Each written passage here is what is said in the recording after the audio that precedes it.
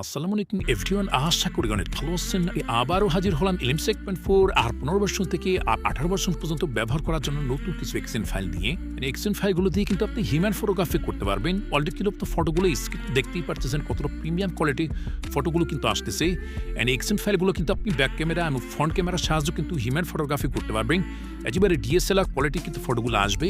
এছাড়াও আপনি day side, night side, macro ফটোগ্রাফির জন্য কিন্তু এক্সেন ফাইলগুলো চাইলে ব্যবহার করতে পারেন। এই এক্সেন ফাইলগুলো কিভাবে সেট আপ করে ব্যবহার করবেন সবকিছু বিস্তারিত দেখিয়ে দেবো। তো আপনার কালার ভার্সন, যারা এই ধরনের কালার ভার্সন অ্যাপ্লিকেশনগুলো ব্যবহার করতে চান, ভিডিও ডেসক্রিপশনে আমাদের টেলিগ্রাম চ্যানেল দেওয়া থাকবে, ওইখান থেকে আপনারা এই অ্যাপ্লিকেশনগুলো ডাউনলোড করে নিতে পারবেন। সব ধরনের কালার ভার্সন অ্যাপ্লিকেশনের লিঙ্কগুলো কিন্তু ভিডিও ডেসক্রিপশনে দেওয়া থাকবে।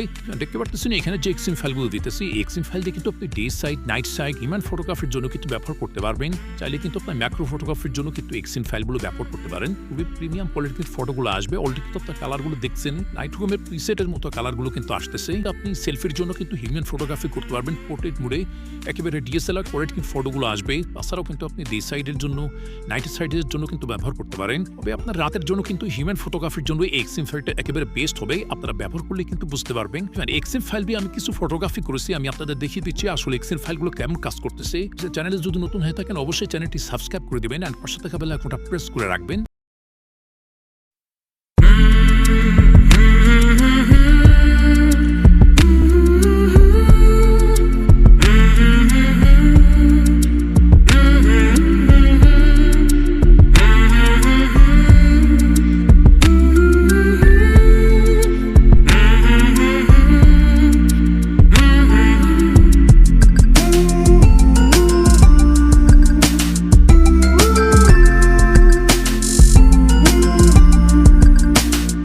এখন কিছু এক্সএমএল ফাইলের কালার সেটিং এর কথা বলে দিচ্ছি। অনেকের আছে আপনারা কালারগুলো পরিবর্তন করতে চান। সেক্ষেত্রে আপনার যে এক্সএমএল ফাইলটা আপনারা কালার পরিবর্তন করতে চান, সেই এক্সএমএল ফাইলটা আপনারা ফার্স্টে ইনপুট করে নেবেন। ইনপুট করার পরে এখান থেকে আপনারা সেটিং অপশনে চলে আসবেন। সেটিংয়ে আসার পরে এখান থেকে ফটো প্রসেসিং এই অপশনটাতে ক্লিক করবেন। তারপরে এখান থেকে আপনারা মেন ক্যামেরা, ফ্রন্ট ক্যামেরা এই দুইটা আপনারা এখান থেকে চেঞ্জ করবেন। ব্যাক ক্যামেরাটা চেঞ্জ করতে চান, সেক্ষেত্রে আপনারা মেন ক্যামেরাতে চলে আসবেন। আমি আপনাদের একটা সেটিং দেখিয়ে দিচ্ছি। একটা সেটিং দেখে আপনারা ফ্রন্ট ক্যামেরাটা সেট করে নেবেন। আচ্ছা, এখান থেকে আসার পর আপনারা মেন সেটিংয়ে আসবেন। মেন সেটিংয়ে আসার পরে এখানে উপরে দেখতে পারতেছেন শার্পনেস, এখানে ক্রোমা দেওয়া আছে। এই অপশনগুলো কিন্তু আপনি কনফিগ বানানোর সময় কিন্তু সেট আপ করে রাখছি। তো আপনারা আপনাদের মতো কিন্তু পরিবর্তন করে নিতে পারেন। যদি আপনারা বুঝতে না পারেন সেক্ষেত্রে কিন্তু এই অপশনটা আপনাদের ঘাটাঘাটি করার দরকার নাই। তো আমি আপনাদের কালারগুলো এখান থেকে দেখিয়ে দিচ্ছি কীভাবে কালারগুলো পরিবর্তন করবেন। এর জন্য আপনারা চলে আসবেন, এই যে কালার অপশনটা আছে, এই কালার অপশনটাতে ক্লিক করবেন। এখানে কিন্তু আপনি অনেক ধরনের কিন্তু কালার পেয়ে যাবেন। এখান থেকে আপনারা স্ক্রল করে নিচে চলে আসবেন। এখান থেকে সিএফ সেটিং যে অপশনটা দেখতে পারতেছেন, এখানে দেখেন green option, red option, blue, yellow, green, red, orange এই অপশনগুলো কিন্তু এখানে দেখতে পারতেছেন। এখান থেকে আপনারা কম বেশ করে দেখবেন যে আপনার কাছে কোনটা ভালো লাগে। যেটা আপনার কাছে ভালো লাগবে সেটা কিন্তু এখান থেকে বাড়িয়ে কমিয়ে আপনি কিন্তু আপনার মন মতো কালারগুলো সেটিং করতে পারবেন।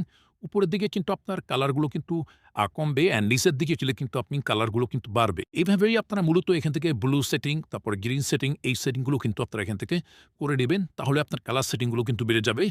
আর যদি আপনার ফেসের স্মুথটা যদি একটু বেশি চান অথবা আপনার নয়েজটা বেশি হয়ে যায়, সেক্ষেত্রে আপনারা নয়েজ রিডাকশন এই অপশনটা চলে আসবেন। এখানে দেখেন স্মুথ নামে একটা অপশন আছে। এই স্মুথে কিন্তু আপনার ডিফল্টে দিয়ে রাখছি।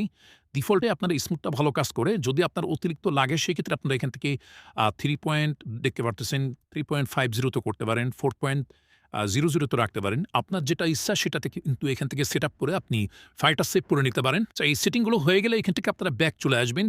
এছাড়াও কিন্তু আপনারা এখান থেকে নয়েজ রিডাকশন যে অপশনটা দেখতে পারতেছেন, এখানে আছে আপনার ফটো তোলার পর কিন্তু ফটোতে দেখবেন যে একটা ফাটা ফাটা ভাব আসে, ওইটা কিন্তু আপনার নয়েজের জন্য। তো এখান থেকে আপনারা স্মুথ যে নয়েজটা আছে এটা বাড়িয়ে দিবেন। তারপরে এখান থেকে টেম্পোরাল যেটা আছে এটাও আপনারা এখান থেকে বাড়িয়ে দেবেন। করলে দেখবেন যে নয়েজগুলো কিন্তু আপনার রিমুভ হয়ে গেছে। আচ্ছা, এই সেটিংগুলো আপনি মন মতো করছেন, এইটা কীভাবে সেট আপ করবেন এটা সেভ করে নেওয়ার জন্য এখান থেকে কনফিগে চলে আসবেন। তারপরে এখান থেকে সেভ সেটিং, এখান থেকে আপনি আপনার নামটা লিখে দিতে পারেন, অথবা আপনি আপনার মতো একটা নামে আপনার এক্সেন ফাইলটা তৈরি করে নিতে পারেন।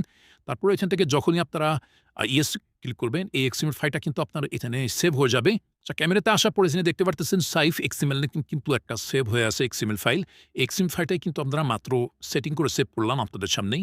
এভাবে কিন্তু আপনারা সেভ করতে পারবেন। এক্সএম ফাইলগুলো যদি ভালো লেগে থাকে অবশ্যই ভিডিওতে একটা লাইক করে দেবেন, আর কমেন্ট সেকশনে আপনার মতামত বলতে ভুলবেন না কেমন হয়েছে এক্সএমএল ফাইলগুলো। আর যদি চ্যানেলে নতুন হয়ে থাকেন অবশ্যই চ্যানেলটি সাবস্ক্রাইব করে দিবেন, আর পাশে থাকা বেল আইকনটা প্রেস করে রাখবেন। তাহলে আমাদের নতুন নতুন এক্সএম ফাইলের ভিডিওগুলো কিন্তু আপনার কাছে সবার আগে পৌঁছায় যাবে। ও দেখা হবে, কথা হবে নেক্সট কোনো কনফিগ ভিডিওতে। ততক্ষণ সবাই ভালো থাকবেন। আল্লাহ হাফেজ।